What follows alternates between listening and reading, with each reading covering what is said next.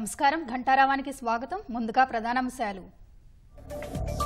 స్థానిక సంస్థల్లో పోటీకి ఇద్దరు పిల్లల నిబంధన ఎత్తివేసేలా చట్ట సవరణ. సర్వేరాళ్లపై జగన్ బొమ్మ తొలగింపునకు కేబినెట్ ఆమోదం. నెలలో ఒకరోజైనా ప్రజలంతా చేనేత దుస్తులు ధరించాలన్న సీఎం. ఆన్లైన్ మార్కెటింగ్ కల్పించి నేతన్నలను ప్రోత్సహిస్తామని వెల్లడి. జగన్ కేసుల్లో డిశ్చార్జ్ పిటిషన్లతో సంబంధం లేకుండా విచారణ. ట్రయల్ కోర్టులో వరుస పిటిషన్ల దాఖలుపై సుప్రీం అసంతృప్తి. వివేకా కేసులో నిందితులకు త్వరగా శిక్ష పడేలా చేయండి. హోంమంత్రిని కోరిన సునీత, సహకరిస్తామన్న అనిత.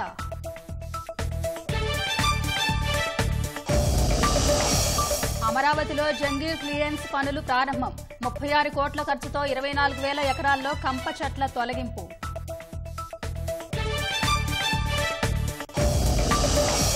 సెప్టెంబర్ 3న 12 రాజ్యసభ స్థానాలకు ఎన్నికలు. ఆగస్టు 14న నోటిఫికేషన్ జారీ.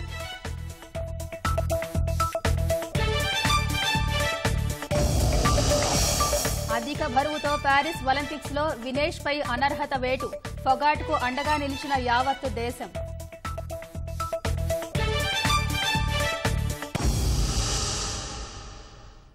ఐదేళ్ల వైసీపీ పాలనలో ప్రజలను ఇబ్బందులకు గురిచేసిన పలు విధానాలను సంస్కరించేందుకు కూటమి ప్రభుత్వం నడుం బిగించింది. ప్రజల ప్రాణాలతో చెలగాటమాడిన మద్యం విధానానికి చెక్ పెడుతూ నూతన మద్యం పాలసీ తీసుకొచ్చేందుకు కేబినెట్ ఆమోదం తెలిపింది. స్థానిక సంస్థల్లో పోటీకి ఇద్దరు పిల్లల నిబంధన ఎత్తివేసేలా చట్ట సవరణకు ఆమోదం తెలిపింది. సర్వేరాళ్లపై జగన్ బొమ్మ తొలగింపు, క్యూఆర్ కోడ్తో కొత్త పాస్ పుస్తకాల పంపిణీకి నిర్ణయించింది.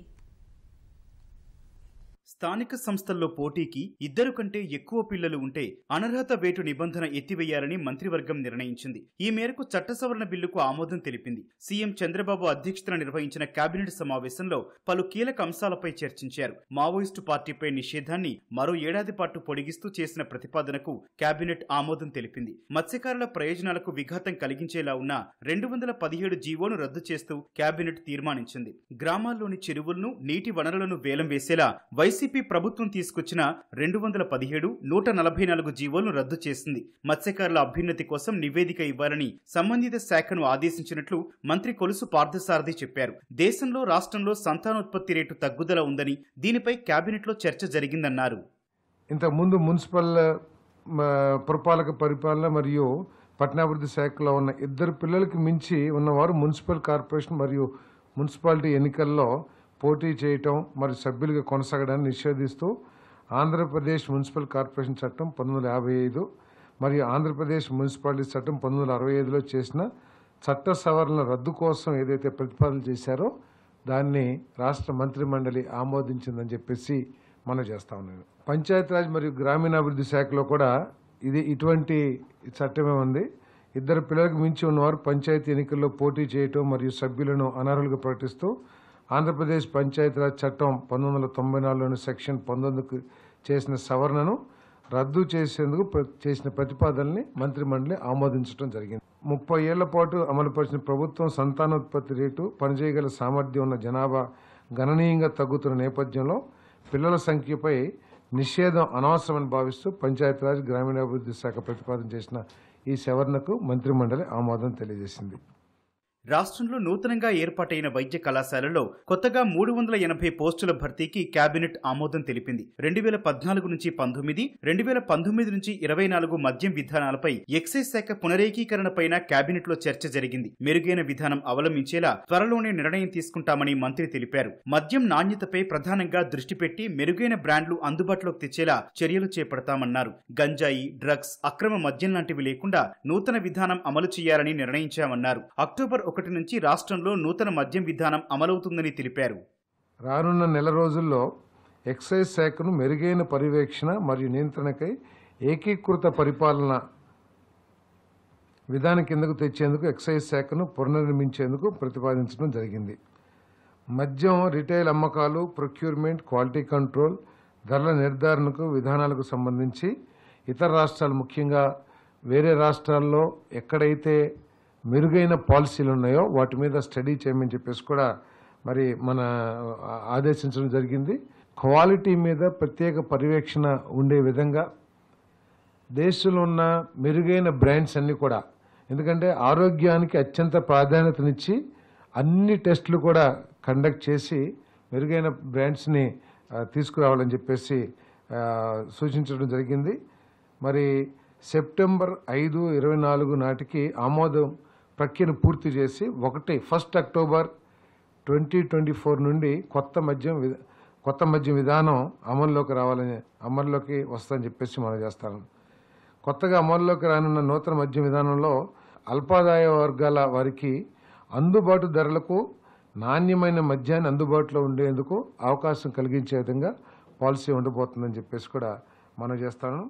క్యూఆర్ కోడ్తో కూడిన ప్రభుత్వ అధికారిక రాజముద్రతో కొత్త పట్టాదారు పాసు పుస్తకాలు జారీ చేయాలని కేబినెట్ తీర్మానించింది. 77 లక్షల సర్వే రాళ్లపై బొమ్మలు చెరిపేందుకు కేబినెట్ నిర్ణయం తీసుకుంది. 22A నిషేధిత భూముల రిజిస్ట్రేషన్లను 3 నెలల పాటు నిలిపివేయాలని తీర్మానం చేసింది. దీనిపై రాష్ట్ర ప్రభుత్వానికి పెద్ద ఎత్తున ఫిర్యాదులు వస్తున్నాయని, ఇప్పటికే రిజిస్ట్రేషన్ పూర్తయిన 25,000 ఎకరాలపై కూడా విచారణ చేస్తామని మంత్రి తెలిపారు. నంద్యాల జిల్లా సున్నిపెంట గ్రామ పంచాయతీకి కేటాయించిన 280.74 ఎకరాల భూమిని రద్దు చేస్తూ దాన్ని తిరిగి నీటిపారుదల శాఖకు బదలాయించే ప్రతిపాదనకు కేబినెట్ ఆమోదించింది. ల్యాండ్స్ కి సంబంధించి మీ అందరు చూస్తూనే ఉన్నారు. 22Aని ఫ్రీ ల్యాండ్స్ చేసేసి ఏ విధంగా గత ప్రభుత్వంలో పెద్దలు కానివ్వండి, లేకపోతే చాలా మంది దళారులు కానివ్వండి, ఏ విధంగా ఈ భూముల్ని దోచేయటానికి ప్రయత్నం చేశారో మనం కూడా చూసి ఉన్నాం. ఇప్పటికే 22.95 కోట్ల రూపాయల ఖర్చుతో 21.86 లక్షల భూ హక్కు సర్వే పత్రాల స్థానంలో ప్రభుత్వ ముద్ర, అంటే ఇంతకుముందు జగన్మోహన్ రెడ్డి గారి ఫోటో పిచ్చితో కానివ్వండి, ఏదైనా కానివ్వండి, ఆయన ఆస్తి అన్నట్లు ఆయన ఫోటో వేసి ఏదైతే ఇచ్చారో వాటిని రీప్లేస్ చేస్తూ ప్రభుత్వ ముద్ర, అదేవిధంగా క్యూఆర్ కోడ్తో కూడిన కొత్త పట్టాదారు పాస్ పుస్తకాలు అందజేయాలని చెప్పేసి కేబినెట్ నిర్ణయం తీసుకుంది. రాళ్లు కొన్ని వందల కోట్ల రూపాయలు ఖర్చు పెట్టి ప్రభుత్వ సొమ్ముని దుర్వినియోగం చేసి దాని మీద కూడా ఆయన ఫోటోలు వేసుకునే విధంగా ఏదైతే చేశారో దాన్ని పూర్తిగా ఆపాలని చెప్పేసి కూడా నిర్ణయం తీసుకోవడం జరిగిందని చెప్పేసి కూడా మనం చేస్తామని. భూముల రీసర్వే వివాదాలను 3 నెలల్లో పరిష్కరించే విధంగా గ్రామ సభల నిర్వహణకు సీఎం చంద్రబాబు నిర్ణయించారు.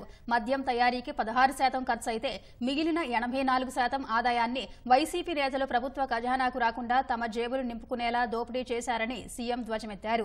అక్టోబర్ 1 నాటికి రాష్ట్రంలో ఉత్తమమైన మద్యం విధానం అందుబాటులోకి తీసుకురానున్నట్లు చంద్రబాబు వెల్లడించారు. వైసీపీ నేతలు చేసిన తప్పులు మంత్రులు చేయవద్దని, ప్రజలకు నిరంతరం అందుబాటులో ఉండాలని తేల్చి చెప్పారు.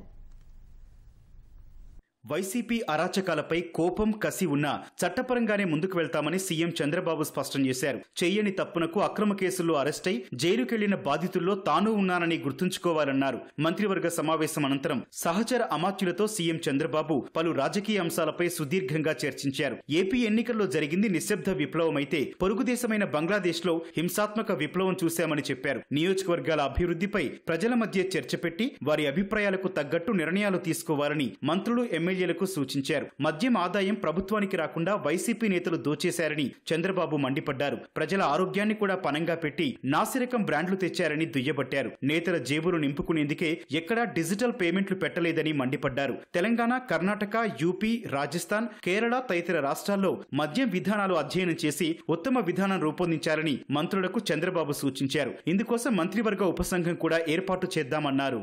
భూముల రీసర్వేకు సంబంధించి ఇతర రాష్ట్రాల్లో అమల్లో ఉన్న విధానాలను కూడా అధ్యయనం చేయాలని సీఎం సూచించారు. ప్రజల నుంచి వచ్చే ఫిర్యాదుల్లో అత్యధికంగా రెవెన్యూకు సంబంధించినవే ఉన్నాయని తెలిపారు. భూముల రీసర్వే పేరుతో గత ప్రభుత్వం రెవెన్యూ వ్యవస్థను అస్తవ్యస్తం చేసిందని మండిపడ్డారు. సర్వే రాళ్లపై పేర్లు, బొమ్మలు తుడిచేసి ప్రభుత్వ అవసరాలకు వినియోగిద్దామన్నారు. నదుల అనుసంధానం ద్వారా సాగు, తాగునీటికి ఎలాంటి ఇబ్బందులు లేకుండా చేద్దామని చంద్రబాబు సూచించారు. నీటిని సద్వినియోగం చేసుకుని చెరువులు నింపుకునేలా ప్రణాళికలు రూపొందిద్దామన్నారు. అవసరాలకు తగ్గట్టుగా ఉద్యోగుల బదిలీలు చేద్దామన్నారు. చేనేతపై జీఎస్టీ తొలగించేందుకు ప్రయత్నిస్తానని నేతన్నలకు సీఎం చంద్రబాబు హామీ ఇచ్చారు. విజయవాడలో జాతీయ చేనేత దినోత్సవంలో సీఎం పాల్గొన్నారు. చేనేత రంగంలో సమగ్రమైన విధానం తీసుకొస్తామని చంద్రబాబు ప్రకటించారు. కార్మికులకు ఆరోగ్య బీమా కల్పిస్తామన్నారు. చేనేత కార్మికుల యొక్క ఆరోగ్యం కోసం ఆరోగ్య బీమా పథకానికి శ్రీకారం చుడతాం. దానికి 10 కోట్ల అవసరం అన్నారు. ఈ రోజు చెప్తున్నా, ఇమ్మీడియట్గా ప్రారంభిస్తామని మీ అందరికీ హామీ ఇస్తున్నాం. జీఎస్టీ చాలా మంది చేనేత కార్మికులు బాధపడుతున్నారు. ఈరోజు జీఎస్టీ ఉంది, దీనివల్ల మా వృత్తికి ప్రోత్సాహం లేదు. జీఎస్టీ తీసేస్తే మాకు ఉపాధి దొరుకుతుందని ఆలోచిస్తున్నారు. అందుకే హామీ ఇస్తున్నాం. జీఎస్టీ తీసేయడానికి నేను ప్రయత్నం చేస్తా. ఒకవేళ తీసేయలేకపోతే మీరు ఎవరైతే చేనేత కార్మికులు ఉన్నారో రీఎంబర్స్మెంట్ ఇచ్చే విధానాన్ని తీసుకొస్తానని చెప్పి నేను హామీ ఇస్తున్నా. ముందు జీఎస్టీ కౌన్సిల్లో రైజ్ చేస్తాం, అక్కడ ఒప్పుకుంటే సరే, కాకపోతే తిరిగి మీరు కట్టిన డబ్బులు జీఎస్టీది మీకిచ్చే బాధ్యత ఈ ప్రభుత్వాన్ని చెప్పి మరొక్కసారి మీ అందరికీ హామీ ఇస్తున్నా. సతీమణి భువనేశ్వర్పై ముఖ్యమంత్రి చంద్రబాబు ప్రేమను చాటుకున్నారు. జాతీయ చేనేత దినోత్సవం సందర్భంగా విజయవాడలో ఏర్పాటు చేసిన స్టాల్ను చంద్రబాబు సందర్శించారు. అక్కడ ఆకర్షణీయమైన వెంకటగిరి, ఉప్పాడ జాందానీ చీరలను భువనేశ్వరి కోసం కొనుగోలు చేశారు. భువనేశ్వర్కి ఒక్క చీర కూడా కొనివ్వలేదని గతంలో చెప్పిన చంద్రబాబు ఇప్పుడు ఆ లోటు తీర్చారు.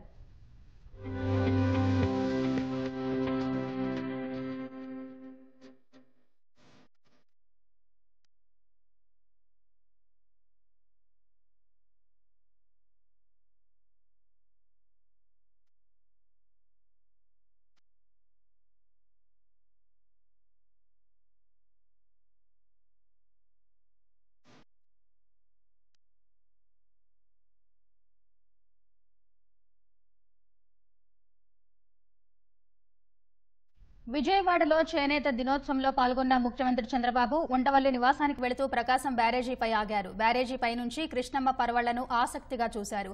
వరద ప్రవాహాన్ని చూసేందుకు బ్యారేజీ వద్దకు వచ్చిన సందర్శకులతో మాట్లాడారు. వాళ్లతో సెల్ఫీలు దిగారు. కృష్ణమ్మకు జలకడ రావడం, ఆ ప్రవాహాన్ని చూడటం సంతృప్తిని, సంతోషాన్ని కలిగించిందని అన్నారు.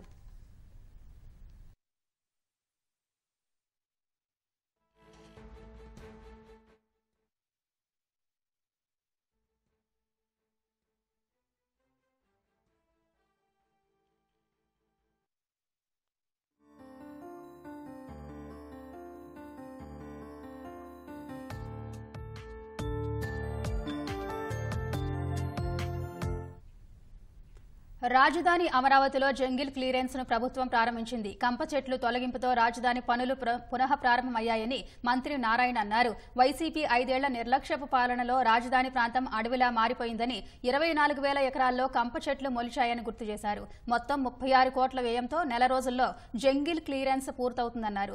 దాదాపు 250కి పైగా పొక్లైన్లు ఈ పనుల కోసం వినియోగిస్తున్నట్టు చెప్పారు. 5 సంవత్సరాల్లో వైసీపీ ప్రభుత్వం 3 ముక్కలాట ఆడింది. రైతుల్ని అనేకమైన ఇబ్బందులకు గురి చేసింది. అయినప్పటికీ రైతులు మనోస్థైర్యంతో ఉన్నారు. నిజంగా వాళ్ళందరినీ నేను అభినందిస్తున్నాను. అందుకని ఈ ప్రభుత్వం ఇప్పుడు రాగానే ఇమీడియట్గా దీన్ని టేకప్ చేయమని ముఖ్యమంత్రి గారు చెప్పటం.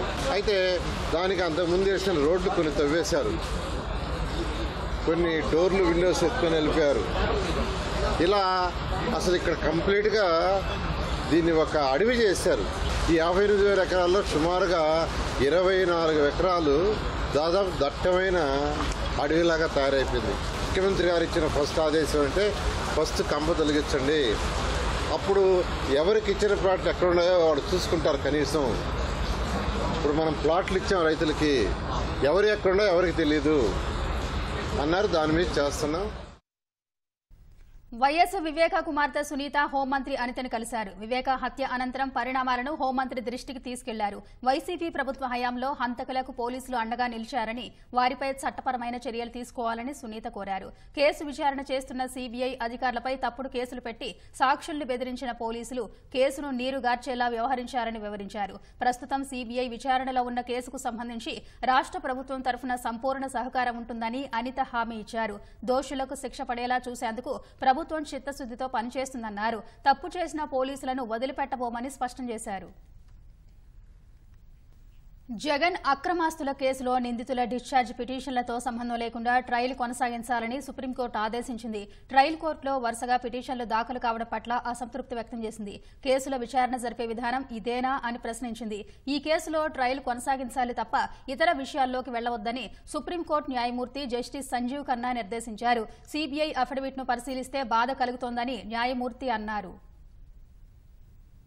జగన్ అక్రమాస్తుల కేసు విచారణలో జాప్యంపై సుప్రీంకోర్టు అసంతృప్తి వ్యక్తం చేసింది. కేసు విచారణలో జాప్యం దృష్ట్యా మరో రాష్ట్రానికి బదిలీ చేయాలంటూ ఈ ఏడాది మే 2న రఘురామకృష్ణరాజు పిటిషన్ వేశారు. అలాగే జగన్ బెయిల్ వెంటనే రద్దు చేయాలంటూ మరో పిటిషన్ వేశారు. ఈ పిటిషన్లపై విచారణ జరిపిన justice Sanjiv Khanna trial court పరిణామాలు, కేసులో పురోగతి లేకపోవడం చూస్తుంటే ఆశ్చర్యంగా ఉందన్నారు. ఈ కేసుపై సీబీఐ అఫిడవిట్ లో 12వ పేరా చూస్తే దిగ్భ్రాంతికి గురవుతారని రఘురామ తరపు న్యాయవాది ధర్మాసనం దృష్టికి తీసుకొచ్చారు. సీబీఐ నివేదిక చూశానని బాధ కలిగించిందని జస్టిస్ సంజీవ్ ఖన్నా అన్నారు. ట్రయల్ కోర్టులో వరుస పిటిషన్లు దాఖలు కావడం పట్ల న్యాయమూర్తి అసంతృప్తి వ్యక్తం చేశారు. రకరకాల పేర్లతో ప్రతివాదులు వేసే పిటిషన్లలోకి వెళ్లకుండా ట్రయల్ మొదలు పెట్టాలని సూచించారు. ఇతరత్రా విషయాలను పట్టించుకోకుండా రూట్ కాజ్ చూడాలన్నారు. ఖచ్చితంగా ట్రయల్ కొనసాగాలన్నారు. ఈ కేసులో 900 మంది సాక్షులు, లక్షలాది పేజీల ఫైల్స్ ఉన్నాయని జగన్ తరపు సీనియర్ న్యాయవాది ముకుల్ రోహత్గి చెప్పగా అవన్నీ సహజమేనని జస్టిస్ ఖన్నా అన్నారు. ఈ కేసు కోసం ప్రత్యేక న్యాయవాదిని ఏర్పాటు చేసుకుని సీబీఐ ముందుకెళ్లాలని సూచించారు. సుప్రీంకోర్టు ఆదేశాల మేరకు రోజువారీ విచారణ చేపట్టాలని హైకోర్టు ప్రధాన న్యాయమూర్తి ఆదేశించినట్లు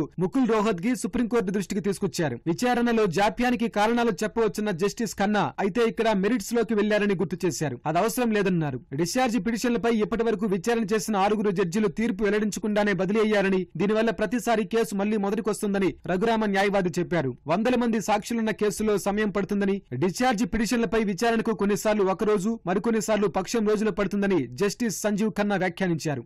జగన్ డిశ్చార్జ్ పిటిషన్లపై వాదనలు పూర్తయిన వెంటనే విచారణ ముగించేలా ఉత్తర్వులు ఇవ్వాలని రఘురామ తరపు న్యాయవాది సుప్రీంకోర్టును కోరారు. ట్రయల్ కోర్టులను నియంత్రించలేమన్న జస్టిస్ ఖన్నా ఇలాంటి విషయాల్లో ఏం చేయాలో తగిన ఉత్తర్వులున్నాయని అన్నారు. ఈ కేసుపై సీబీఐకి చెప్పాల్సింది స్పష్టంగా చెప్పానన్నారు. డిశ్చార్జ్ పిటిషన్లపై విచారణ ముగించేలా ఆదేశించాలని రఘురామ న్యాయవాది మళ్లీ కోరగా ఆ విషయంలో మీరు బెంచ్ను శాసించలేరని న్యాయమూర్తి స్పష్టం చేశారు. డిశ్చార్జ్ గ్రౌండ్స్ ఏంటి, ఎందుకు ఎక్కువ సమయం పడుతుందో తెలియదని, వాటిని ట్రయల్ కోర్టు చూసుకుంటుందని వ్యాఖ్యానించారు. రాజకీయ నాయకుల కేసుల కోసం ప్రత్యేక కోర్టులు ఏర్పాటు చేసి త్వరగా విచారణ పూర్తి చేయాలని సుప్రీంకోర్టు ఇప్పటికే ఉత్తర్వులు ఇచ్చిందన్నారు. ఆ ఉత్తర్వులు కొనసాగుతాయన్నారు. ఈ సమయంలో జోక్యం చేసుకున్న జగన్ మరో న్యాయవాది నిరంజన్ రెడ్డి పిటిషనర్ కూడా ప్రజాప్రతినిధిని సుప్రీంకోర్టుకు తెలిపారు. బ్యాంకులను 800 కోట్ల మేర మోసం చేసినట్లు ఆయనపై సీబీఐ కేసులు ఉన్నాయని, అలాంటి వ్యక్తి ధర్మాసనం ముందుకొచ్చి సూక్తులు చెబుతున్నారని అన్నారు. దీనిపై స్పందించిన రఘురామ న్యాయవాది వారికి సమస్య అంతా మెసెంజర్ తో తప్పితే మెసేజ్ తో లేదన్నారు. ట్రయల్ కొనసాగాలని తాము కోరుకుంటున్నామని, ట్రయల్ కోర్టు ప్రొసీడింగ్స్ ను నియంత్రించలేమంటూ జస్టిస్ సంజీవ్ ఖన్నా ఈ కేసు విచారణను నవంబర్ 2వ వారానికి వాయిదా వేశారు. 9 రాష్ట్రాల్లో 12 రాజ్యసభ స్థానాలకు సెప్టెంబర్ 3న ఎన్నికలు జరగనున్నాయి. పీయూష్ గోయల్, సర్బానంద సోనోవాల్, జ్యోతిరాదిత్య సింధియా సహా 12 మంది లోక్సభకు ఎన్నిక కావడంతో 12 రాజ్యసభ స్థానాలు ఖాళీ అయ్యాయి. ఆ స్థానాల ఎన్నికలకు ఆగస్టు 14న నోటిఫికేషన్ జారీ కానుందని ఎన్నికల సంఘం ప్రకటించింది. ఆగస్టు 21 వరకు నామినేషన్లు దాఖలు చేయవచ్చు. ఎన్నికలు జరిగే సెప్టెంబర్ 3వ తేదీనే ఫలితాలు వెల్లడి కానున్నాయి. ప్యారిస్ ఒలింపిక్స్ లో భారత స్టార్ రెజ్లర్ వినేష్ ఫొగాట్ ను దూరదృష్టం వెంటాడింది. అద్భుత పోరాట పటిమతో ఫైనల్ కు దూసుకొచ్చిన ఆమె పసిడి పతకం అందుకుంటుందని యావత్ భారతమని భావించింది. అయితే అనూహ్యంగా అనర్హత వేటుకు గురైంది. 50 కేజీల ఫ్రీ స్టైల్ విభాగంలో పోటీ పడిన వినేష్ నిర్దేశిత బరువు కంటే 100 గ్రాములు ఎక్కువగా ఉందంటూ ఒలింపిక్స్ కమిటీ, రెజ్లింగ్ కమిటీ అనర్హత వేటు వేశాయి. దీనివల్ల ఎలాంటి పతకం లేకుండా ఖాళీ చేతులతో వెనుతిరగాల్సిన పరిస్థితి తలెత్తింది.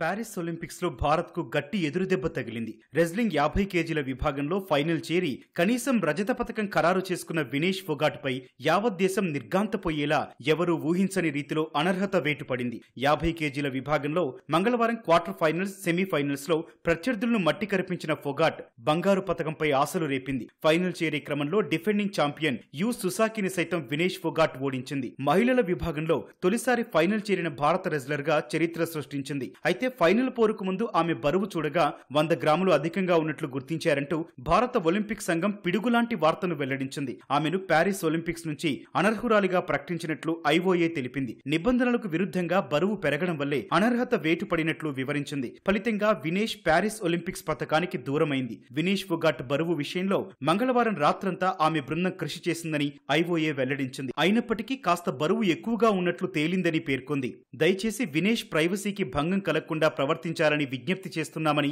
అనర్హత వేటు వార్తలను పంచుకోవడం అత్యంత బాధాకరమని భారత ఒలింపిక్ సంఘం వెల్లడించింది. అంతర్జాతీయ రెజ్లింగ్ నిబంధనల్లోని ఆర్టికల్ 11 ప్రకారం వినేష్ బరువు ఎక్కువగా ఉండడం వల్ల అనర్హత వేటు వేసినట్లు ప్యారిస్ ఒలింపిక్స్ నిర్వహణ కమిటీ ఓ ప్రకటనలో వెల్లడించింది. వినేష్ ఫొగాట్ విషయంలో అంతర్జాతీయ ఒలింపిక్ కమిటీ తీసుకున్న నిర్ణయాన్ని భారత ఒలింపిక్ సంఘం సవాల్ చేసింది. ఒలింపిక్ అసోసియేషన్ నిబంధనల ప్రకారం పోటీ జరిగే రోజున బరువుతో పాటు వైద్య పరీక్షలు నిర్వహించడం ఆనవాయితీ. అయితే మంగళవారం రాత్రి సెమీస్ పోరులో తలపడిన ఫొగాట్ బుధవారం ఉదయానికే బరువు పెరగడంపై అనుమానాలు వ్యక్తం చేసిన ఐఓఏ అనర్హత నిర్ణయాన్ని సమీక్షించాలని డిమాండ్ చేసింది. అయితే ఈ అభ్యర్థులను ఒలింపిక్స్ కమిటీ తోసిపుచ్చింది. సెమీస్ లో వినేష్ చేతిలో ఓటమి చవిచూసిన క్యూబా రెజ్లర్ యుస్నేలిస్ గజ్మాన్ లోపేజ్ కు ఫైనల్ పోరుకు అవకాశం కల్పించింది. భారత ఆశాకిరణం రెజ్లర్ వినేష్ ఫొగాట్ పై ఒలింపిక్స్ ఫైనల్స్ ముంగిట అనర్హత వేటు పడటంపై ఆందోళన వ్యక్తమవుతోంది. ఈ క్రమంలో రెజ్లింగ్ నిబంధనలు ఏం చెబుతున్నాయనే చర్చ మొదలైంది. వినేష్ విపరీతంగా శ్రమించిన బరువు విషయంలో ప్రతికూల ఫలితం రావడంతో అనర్హత పడింది. ఒలింపిక్స్ ఫ్రీస్టైల్ రెజ్లింగ్ లో పురుషుల్లో 57 నుంచి 125 కిలోల బరువు మధ్య 6 కేటగిరీలు ఉన్నాయి. మహిళల్లోనూ 50, 53, 57, 62, 68, 76 కేజీల విభాగాలున్నాయి. వినేష్ 50 కిలోల కేటగిరీలో పోటీ పడుతోంది. అథ్లెట్లు ఆయా కేటగిరీలో ఉన్నారని నిర్ధారించేందుకు పోటీ జరిగే రోజు ఉదయం బరువు కొలుస్తారు. ప్రతి బరువు కేటగిరీలోనూ 2 రోజుల పాటు టోర్నమెంట్ జరుగుతుంది. వినేష్ పోటీ పడే 50 కిలోల విభాగంలో పోటీలు మంగళవారం, బుధవారం జరుగుతున్నాయి. బుధవారం ఫైనల్స్ కాగా అథ్లెట్లు తప్పనిసరిగా నిర్ణీత కేటగిరీలో బరువు ఉండేలా చూసుకోవాల్సిందే. బరువు తూచే సమయంలో వారికి 30 నిమిషాల వ్యవధి ఇస్తారు. ఈ వ్యవధిలో వారు ఎన్నిసార్లైనా బరువును కొలుచుకోవచ్చు. ఈ క్రమంలో వారు ధరించే జెర్సీలతో బరువు తూస్తారు. దీంతో పాటు వారికి ఇతర ఆరోగ్య పరీక్షలు చేసి ఎలాంటి అంటువ్యాధులు లేవని నిర్ధారిస్తారు. గోళ్లు కత్తిరించుకున్నారో లేదో పరిశీలిస్తారు. రెండో రోజు కూడా పోటీ పడే వారికి బరువు కొలతలకు 15 నిమిషాలే కేటాయిస్తారు. అయితే వినేష్ మంగళవారం బౌట్ సమయంలో బరువు నియంత్రణలోనే ఉంచుకుంది. మంగళవారం రాత్రికి వినేష్ 2 కిలోల అదనపు బరువు ఉంది. రాత్రికి జాగింగ్, సైక్లింగ్, స్కిప్పింగ్ చేసి చాలా వరకు నియంత్రించుకున్న చివరి 100 గ్రాములను మాత్రం తగ్గించుకోలేకపోయింది. ఆమెకు కొంత సమయం ఇవ్వాలన్న భారత బృందం అభ్యర్థనను ఒలింపిక్స్ అధికారులు తిరస్కరించినట్లు తెలిసింది. వినేష్ గతంలో కూడా 53 కేజీల కేటగిరీలో పోటీ పడింది. క్రీడల్లో ఇది సర్వసాధారణం. బాక్సింగ్, వెయిట్ లిఫ్టింగ్ వంటి క్రీడల్లో కూడా ఇలాగే ఆడుతుంటారు. వినేష్ బరువు తగ్గి దిగువ రెజ్లింగ్ కేటగిరీలో బరిలోకి దిగడం ఇదేం కొత్త కాదు. ఒలింపిక్ క్వాలిఫైర్ రౌండ్స్ లోనూ స్వల్ప తేడాతో బరువు ప్రమాణాలను అందుకుంది. ఈ క్రమంలో ఆమె జుట్టు కత్తిరించుకోవడంతో పాటు శరీరం నుంచి కొంత రక్తం కూడా తీయించుకున్నట్లు సమాచారం. మంగళవారం బౌట్లు గెలిచిన వెంటనే ఆమె నేరుగా శిక్షణ మొదలుపెట్టింది. ఆహారం కూడా తీసుకోలేదని ఆమె సన్నిహిత వర్గాలు చెబుతున్నాయి. అయినప్పటికీ 100 గ్రాములు అధికంగా ఉండడం వల్ల అనర్హతకు గురికాక తప్పలేదు.